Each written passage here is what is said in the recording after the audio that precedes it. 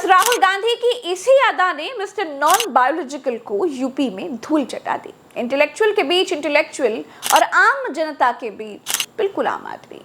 Rahul Gandhi Sultanpur court में पेशी पर गए थे, लौट रहे थे। गाड़ी सुल्तानपुर लखनऊ हाईवे पर विधायक नगर चौराहे पर पहुंची तो रास्ते में चेतराम मोची की दुकान दिख गई। चेतराम टूटी चप्पलें और जूते गांठते बनाते हैं। राहुल गांधी ने गाड़ी रुकवाई और चेतराम की दुकान पर उतर गए। चेतराम से चप्पल ले ली और चप्पल खुद गांठने लगे और चेतराम से बातचीत करने लगे। राहुल गांधी मोची की दुकान से उठे तो एमबीबीएस डॉक्टर बनने के लिए नीट की परीक्षा देने वाले बच्चों से मिले। अब आप ही सोचिए कि प्रधानमंत्री तो नरेंद्र मोदी हैं, लेकिन प्रधानमंत्री का काम राहुल गांधी कर रहे हैं। ये राजनीतिक माइलेज लेने के लिए भी हो सकता है, लेकिन अगर सारे नेता ऐसे ही राजनीतिक माइलेज लें, जनता का दुख दर्द पूछते हुए चले, उनके आंसू पोंछते चले, तो नीतियां बनाने में, योजनाएं लागू करने में कितना मददगार साबित होगा। कौन है? इतने दिन से सर इतने दिन से दिक्कत हो रही है, हम लोग बहुत पढ़ रहे हैं, क्या कर रहे हैं? सोल्यूशन नहीं है। सोल्यूशन आपके मुताबिक क्या है? मेरे मुताबिक फिर से एग्जाम हो। सर एग्जाम हो, वही सोल्यूशन है। यही सोल्यूशन है सर, बहुत बड़े स्तर पे यहाँ पे मतलब आपने कितनी बार लिया है नीट का एग्जाम? सर इस फर्स्ट अटेम्प्ट था सर, लेकिन अगर कितने वोट कितने आए? सर 600 621 आए सर। आपको क्या लगता है पेपर लीक हुआ पूरा? जी सर, बिल्कुल बिल्कुल। जनता से कटा होना कितना घातक है, ये आप नरेंद्र मोदी से समझ सकते हैं। धरती पर कोई ऐसी जगह नहीं है जहां से मोदी का नाता ना रहा हो, लेकिन कोई ऐसी जगह नहीं है जहां से वो रिश्ता कायम रख पाए हों। आज तक सबको छोड़ा ही है। जिस अग्निवीर योजना का विरोध देश का बच्चा बच्चा कर रहा है, जिस अग्निवीर योजना का विरोध मोदी के अपने एनडीए के लोग कर रहे हैं, इनके अपने रक्षा मंत्री तक बदलाव करने की बात कह चुके हैं, उस अग्निवीर योजना को मोदी सेना को जवान मतलब यंग बनाने का तरीका बताते हैं। खुद तो 75 साल में भी गद्दी छोड़ने के लिए तैयार नहीं है, लेकिन ये चाहते हैं कि अग्निवीर 4 साल में ही नौकरी से बाहर हो जाए। इससे सेना जवान बनी रहेगी। ये सेना को जवान रखने का बड़ा ही निहायती घटिया तरीका है। देश के लिए मर मिटने का जज्बा रखने वाले सैनिकों का अपमान है भाई। अग्निपथ का लक्ष्य सेनाओं को युवा बनाना है। अग्निपथ का लक्ष्य सेनाओं को युद्ध के लिए निरंतर योग्य बनाए रखना है।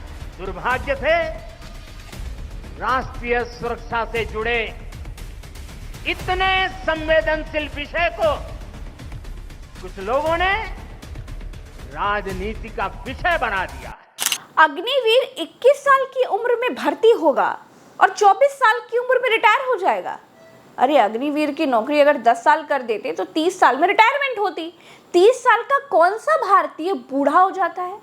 खुद 50 साल की उम्र में गुजरात के मुख्यमंत्री बन पाए थे और अग्निवीर को 25 साल में ही बूढ़ा बताने लगे। मोदी जनता से पूरी तरह से कटे हुए हैं। अयोध्या में एक गरीब के घर चाय पीने के लिए गए थे। उस महिला से मोदी ने अपनी कॉलर ऊंची करने के लिए पूछ लिया था कि आपको सिलेंडर कब मिला। उसने कहा कि परसों ही मिला है, आपके आने से पहले। तो अब आप सोच सकते हैं दोस्तों, गैस कब से मिला है? ये कल मिला है। कल मिल गया जी। अच्छा, तो गैस चलाना आता है? जी कल सीखे हैं। जनता से मोदी कितनी दूर है। सब कुछ बनावटी है। उनको मालूम ही नहीं है कि अग्निवीर का एक भी समर्थक युवा इस देश में नहीं है। एक बात कहती हूँ, अगर नेताओं को ये मालूम हो जाए कि राजनीति में करियर सिर्फ 4 साल का ही होगा ना, तो संसद खाली नजर आएगी। एक सांसद विधायक का भी कार्यकाल 5 साल का होता है, जिसे जनता फ्री में चुनती है, जिसकी जान पर कोई खतरा नहीं होता, जो उल्टी सिक्योरिटी लेकर बैठ जाता है।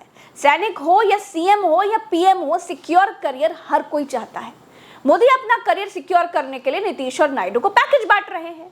अग्निवीरों को 4 साल बाद मारा फिरने के लिए छोड़ रहे हैं। वैसे तो देश में बहुत सारे घोटाले चलते रहते हैं, लेकिन आजकल सबसे ज्यादा सुनने में आ रहा है आदिवासी हेयर ऑयल के नाम पर हो रहा स्कैम। कुछ लोग आदिवासियों की फोटो का इस्तेमाल करके हेयर ऑयल के नाम पर केमिकल्स बेच रहे हैं। अगर आप भी इस घोटाले से बचना चाहते हैं और असली आदिवासी हेयर ऑयल चाहते हैं, तो असली आदिवासियों से हेयर ऑयल खरीदिए। नीचे दिए गए नंबर्स और वेबसाइट लिंक में जाकर के आप असली आदिवासी हेयर ऑयल खरीद सकते हैं। अग्निवीरों को 4 साल बाद बीजेपी नौकरी में आरक्षण दे रही है, और आरक्षण को इन लोगों ने कैसे बूटों तले रौंदा है, ये तो किसी को बताने की जरूरत नहीं है। अग्निवीर जब अपनी जरूरतें पूरी करने के लिए गलत रास्ते अपनाएंगे तो बहुत घातक होगा, क्योंकि एक ट्रेन सिपाही क्या क्या कर सकता है ये बताने की जरूरत नहीं है। एक खबर का हवाला देते हुए कांग्रेस नेता सुप्रिया श्रीनेट कहती हैं कि छुट्टी पर लौटे अग्निवीर ने हाईवे रॉबरी के लिए एक गैंग बनाया, उत्तर प्रदेश से अवैध हथियार खरीदे, ऐप से टैक्सी बुक करता था और बंदूक के नोक पर लूटने के बाद नंबर बदलकर बेच देता था। ये सिर्फ एक झलक है। आधुनिक हथियारों की ट्रेनिंग के बाद 4 साल में ही 22-23 साल के युवाओं को फिर से बेरोजगार बनाकर छोड़ देने का परिणाम कितना भयावह होगा, इसके बारे में सोचना बहुत जरूरी है। बार बार आगाह करने के बावजूद सरकार अग्निवीर योजना क्यों नहीं खत्म कर रही? जिस खबर की भयावहता का जिक्र सुप्रिया श्रीनेट ने किया है, वो खबर पंजाब की है। पंजाब के मोहाली में पुलिस ने हाईवे पर लूटपाट करने वाले एक गिरोह का भंडाफोड़ किया। पुलिस ने इस गैंग के 3 सदस्यों को गिरफ्तार किया है। गिरफ्तार किए गए लुटेरों में गिरोह का सरगना भी शामिल है। इस गिरोह को चलाने वाला इशमीत सिंह अग्निवीर है। इशमीत सिंह 2 महीने पहले बंगाल में अपनी तैनाती से पंजाब स्थित अपने घर लौटा था। इसके बाद उसने अपराध का रास्ता अपना लिया। पुलिस ने इनके पास से चोरी के वाहन और हथियार भी बरामद किए हैं। आम आदमी पार्टी के सांसद संजय सिंह कहते हैं कि नरेंद्र मोदी को 73 साल की उम्र में प्रधानमंत्री बनना है, लेकिन भारत मां की रक्षा के लिए सीमा पर खड़ा जवान मात्र 4 साल की सेवा देकर रिटायर हो जाएगा। प्रधानमंत्री जी देश को गुमराह कर रहे हैं। मैं उनसे कहना चाहूंगा कि क्यों ना बीजेपी सांसदों के बच्चों को अग्निवीर में भेज देते हैं। मोदी सरकार के अपने सहयोगी दल जेडीयू प्रवक्ता केसी त्यागी भी अग्निवीर के साथ नहीं है। उन्होंने कहा है कि अग्निवीर योजना को लेकर मतदाताओं के एक हिस्से में नाराजगी रही है। हमारी पार्टी चाहती है कि इस योजना की कमियों और खामियों पर विस्तार से बात होनी चाहिए, क्योंकि जनता ने इस पर सवाल उठाए हैं। मोदी को छोड़कर सबको समझ में आ रहा है कि देश का युवा आखिर क्या चाहता है। मोदी को समझ नहीं आता। मोदी को लगता है कि वो सेना को मजबूत कर रहे हैं। दरअसल ये मोदी का देश के युवाओं पर थोपा गया एक फैसला है, सरकार के फेल्योर का एक उदाहरण है, जो अपने युवाओं की मन की बात समझने में नाकाम है। आवाजें दबाकर तानाशाही से जीते हैं। लोकतंत्र में जब आवाजें दबाई जाती है ना, तो जनता चुनाव का तरीका बदलकर राजा ही बदल देती है।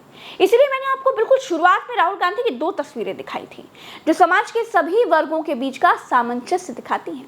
अब नरेंद्र मोदी और राहुल गांधी का समाज को समझने का जो तरीका है, वो अब मोची की दुकान से ही समझ लीजिए। मोदी टाई बेल्ट वाले मोची की दुकान पर है। ये दुकान बनावटी है। मोदी इस हाई फाई दुकान वाले के पास हैं। दूसरी तरफ राहुल गांधी को देखिए, असली मोची की दुकान पर हैं। जो तारीफ के काबिल होता है, प्रज्ञा मिश्रा मुद्दों के आधार पर उसकी तारीफ जरूर करती है। देश डरा कर नहीं चलता है, आवाज दबा कर नहीं चलता है। संसद में संजय सिंह को बीजेपी वालों की तरफ से जेल भेजने की धमकी दी गई है, जिसका उन्होंने कड़ा विरोध किया। देखिए, हम धमकियों से डरने वाले लोग नहीं हैं। आप जेल भेजने की धमकी दे रहे हैं आपके सामने सर, उधर से कह रहे हैं इनको जेल में भेजा जाएगा। अरे भेजो जेल में भेजना चाहते हो भेजो। ये वाजपेयी जी हमारे राज्य से आते कहते इनको जेल में भेजा जाएगा। अरे भेजो जेल में। जेल से कौन डरता है? किसको डरा रहे हो आप जेल से? भाई आप भेजिए जेल में। सर यही सदन से जेल भेज दीजिए। सर सदन से जेल भेज दीजिए। जेल से डराइए मत, मैं सिर्फ ये कह रहा हूं, सदन से जेल भेज दीजिए। आप सरकार में, सत्ता में, आप जेल भेजना चाहते हैं। ओके। आप लोग चिल्ला रहे हैं जेल भेजेंगे, जेल भेजेंगे, यही से भेजिए। ओके। दोस्तों, नरेंद्र मोदी अपनी इसी ढीठ रवैये के चलते इस बार हाफ हुए हैं। अगली बार साफ होंगे, इसमें कोई दो राय नहीं है, क्योंकि ज्यादा दिन की सत्ता व्यक्ति को अहंकारी बना देती है और कम दिन की इनसिक्योर नौकरी व्यक्ति को जीवन की जरूरतें पूरे करने के लिए गलत रास्ते पर भी ले जा सकती है। सैनिक भावना का सम्मान करते हुए मैं बहुत खुलकर बातें नहीं कर रही हूँ, लेकिन मेरी बातों का सार आपको समझना होगा। मेरी बातों का सार समझिए और चिट्ठी को तार समझिए, तो बहुत कुछ समझ जाएंगे। इस वीडियो में इतना ही, मुझे दीजिए इजाजत, हम फिर मिलेंगे। राम राम, दुआ सलाम, जय हिंद। चैनल को सब्सक्राइब जरूर कीजिएगा। आप जितनी तेजी के साथ हमारे साथ जुड़ेंगे, मुझे सच कहने का उतना ज्यादा सामर्थ्य होगा। नमस्कार।